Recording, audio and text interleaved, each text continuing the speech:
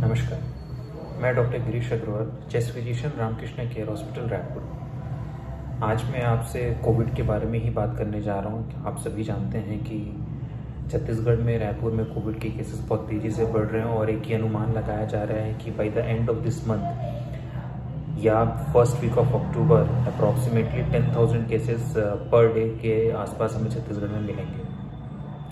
तो सबसे पहले मैं आप लोगों को ये बताना चाहूँगा कि कोविड में ट्रीटमेंट का पार्ट क्या है, इन्वेस्टिगेशन का पार्ट क्या है और उसको कैसे रिस्पॉन्स करना चाहिए। जब किसी को सर्दी खांसी बुखार कुछ हो रहा है तो सबसे पहले वो अपना ब्लड टेस्ट करा रहा है और सीटी स्कैन चेस्ट करा रहा है। और सीटी स्कैन चेस्ट में सीटी सीवियरिटीज़ को किसी में 7 है, 9 है, 15 है, कोरेट्स 3 है, 5 है और वो बहुत ज़्यादा डर जा रहा है। जितना व्हाट्सएप में सिटी का लेवल चल रहा है और जो ब्लड इन्वेस्टिगेशन चल रहे हैं उससे किसी भी पैथोलॉजी में कोविड टेस्ट के नाम से पैकेज भी बना दिए हैं लोगों ने, जिसमें D dimer, LDH, ferritin, interleukin 6 ये सब करा रहे हैं। एक्चुअली इतनी सब की ज़रूरत नहीं होती है। कोविड को अगर मैं देखूं तो 2 हिस्से में बांट सकता हूं, शुरू के 7 से 8 दिन और उसके बाद नेक्स्ट 7 से 8 दिन। शुरुआत में जो 7 से 8 दिन होते हैं उसमें वायरस आपके शरीर में मल्टीप्लाई करता है और उसकी वजह से आपको फीवर आना या खांसी आना ये सब हो सकता है।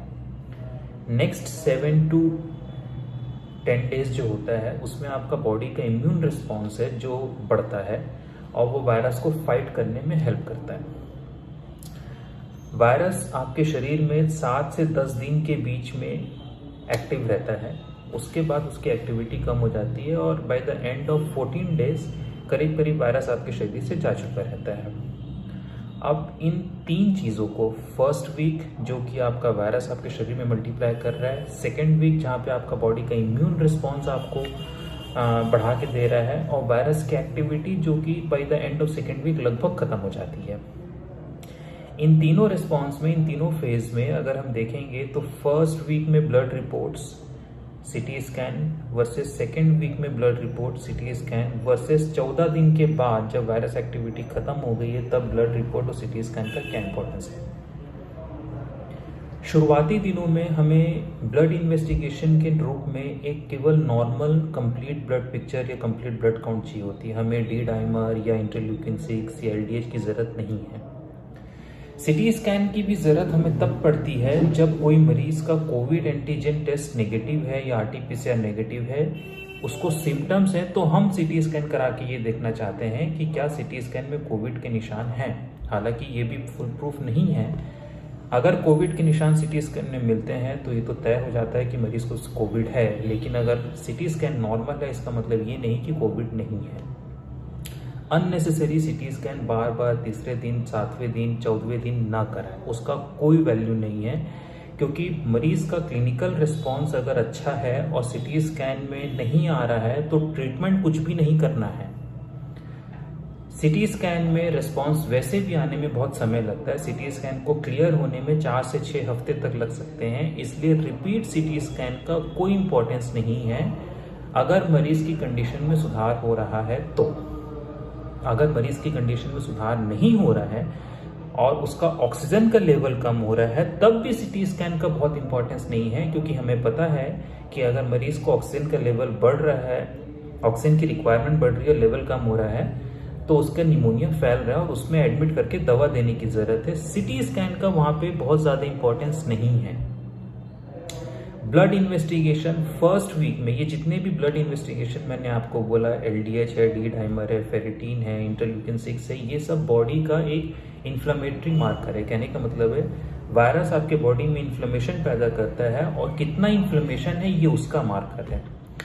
7 डेज तक वायरस ये करता है। 7 डेज के बाद आपका शरीर खुद इम्यूनिटी डेवलप करने लगता है और उसमें इन्फ्लेमेशन बढ़ जाता है।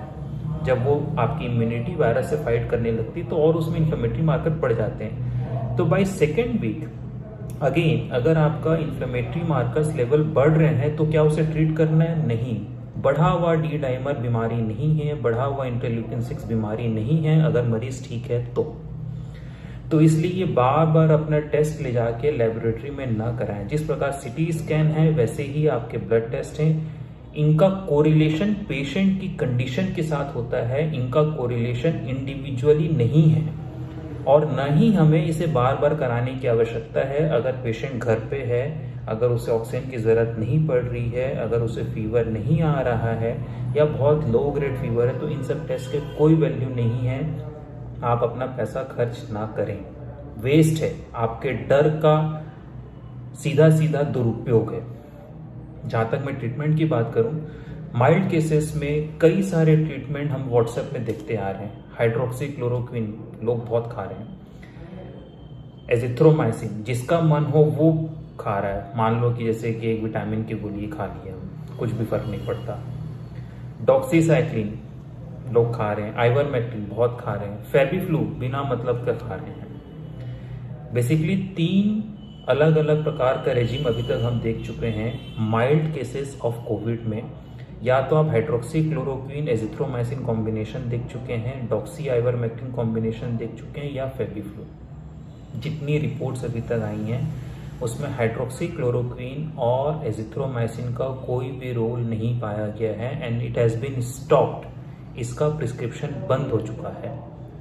जहाँ पे डॉक्सीसाइक्लिन और आइवरमेक्टिन का है, अभी भी इसकी स्टडीज चल रही हैं। मैं बहुत सारी रिपोर्ट्स ऐसी आई हैं कि इसमें कोई भी इफेक्टिविटी इसकी नहीं है, सिवाय एक ऑस्ट्रेलियन रिसर्च के जो कहता है कि ये इफेक्टिव है। तो इसका भी प्लस माइनस इंडिकेशन है।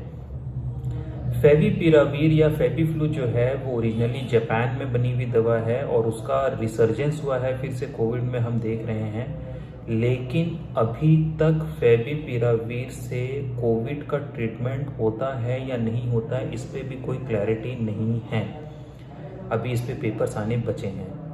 तो एक कॉम्बिनेशन एजिथ्रोमाइसिन हाइड्रोक्सीक्लोरोक्विन आउट हो गया, डॉक्सी आइवरमेक्टिन सिर्फ एक कंट्री प्रिस्क्राइब कर रही है, फेविपिरावीर कई कंट्रियों में है लेकिन अभी भी इसमें क्लैरिटी नहीं है। मोटा सा कहने का मतलब ये है कि करीब करीब कोई भी दवा माइल्ड इन्फेक्शन के केसेस में इफेक्टिव अभी तक एस्टैब्लिश नहीं हुई है।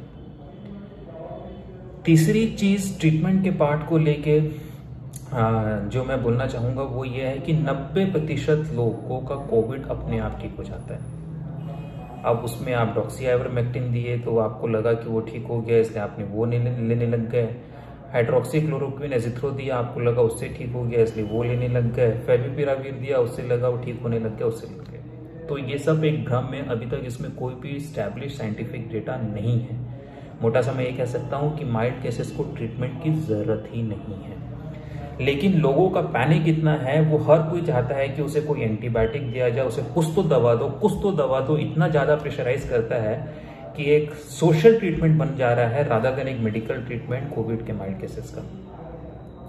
कोविड एक वायरल इलनेस है, इसमें एंटीबायोटिक का कोई भी रोल नहीं है। घर पे अगर आप लोग जो हैं, जो होम आइसोलेशन पे हैं, उनसे मेरी एक ही रिक्वेस्ट है कि आप सिर्फ अपना ऑक्सीजन का लेवल चेक करते रहिए। अगर आपका ऑक्सीजन का लेवल दिन में 3-4 बार आप चेक कर रहे हैं और 3-4 घंटे तक अगर लगातार ऑक्सीजन का लेवल 94-93 के नीचे है तो ही आपको हॉस्पिटल में एडमिशन की ज़रूरत है, अदरवाइज नहीं है। आप रश मत कीजिए, पैनिक मत कीजिए। व्हाट्सएप में एक और बहुत सारी चीज़ें घूमती रहती है, रेमडेसिविर इंजेक्शन, और हर कोई उसको लगा रहा है। उसका फियर है या उसे लगता है कि ये दवा लगा लूंगा मैं ठीक हो जाऊंगा। ऐसा नहीं है।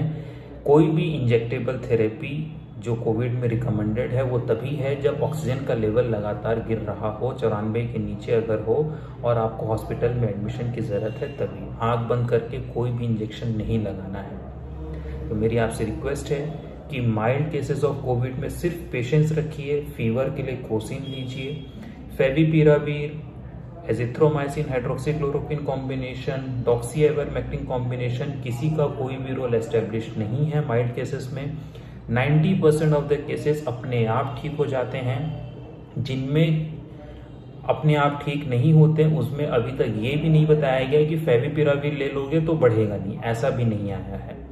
या हाइड्रोक्सीक्लोरोक्विन ले लोगे तो नहीं बढ़ेगा, ऐसा कुछ भी नहीं है। सो प्लीज़ मेरी आपसे रिक्वेस्ट है कि माइल्ड केसेस के लिए अननेसेसरी पैनिक क्रिएट करके अपने डॉक्टर से दवा ना लिखवाएं। जहाँ तक विटामिन सी, जिंक इनका सवाल है तो ये एक प्रकार के इम्यून बूस्टर्स होते हैं और ये 10 दिन के खाने से फर्क नहीं पड़ता।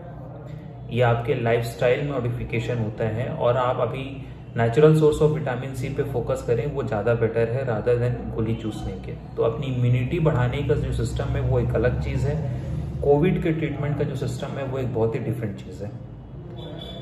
बार बार ब्लड इन्वेस्टिगेशन, कॉस्टली इन्वेस्टिगेशन न कराएं, इससे कुछ भी नहीं होना। फॉलो अप में 14 दिन के बाद दोबारा कोविड का टेस्ट कराने का कोई मतलब नहीं है, क्योंकि 14 दिन, 28 दिन, 21 दिन कभी भी अगर आप कोविड का टेस्ट रिपीट कराते हैं, हो सकता है वो पॉजिटिव है। मरे हुए वायरस की वजह से भी वो पॉजिटिव आता है। इन सारी चीज़ों में एक चीज़ ध्यान रखने की है कि ब्लड इन्वेस्टिगेशन, सीटी चेस्ट या कोविड का टेस्ट, इन तीनों का अपने आप में कोई औचित्य नहीं है जब तक आप पेशेंट की क्लिनिकल कंडीशन के साथ उसको कोरिलेट नहीं करते। होम आइसोलेशन वाले मरीज के लिए एक ही क्लिनिकल कंडीशन है जो उसको चिंता का विषय बन सकती है, अगर उसका ऑक्सीजन का लेवल लगातार कम हो रहा है या फिर 7वें दिन, 8वें दिन भी फीवर बहुत ज़्यादा है। पैनिक ना करें, इन छोटी छोटी चीज़ों को ध्यान दीजिए। समझना बहुत ज़रूरी है कि कोविड में क्या होता है, मुझे क्या ट्रीटमेंट किस स्टेज में परस्यू करना चाहिए। Thank you.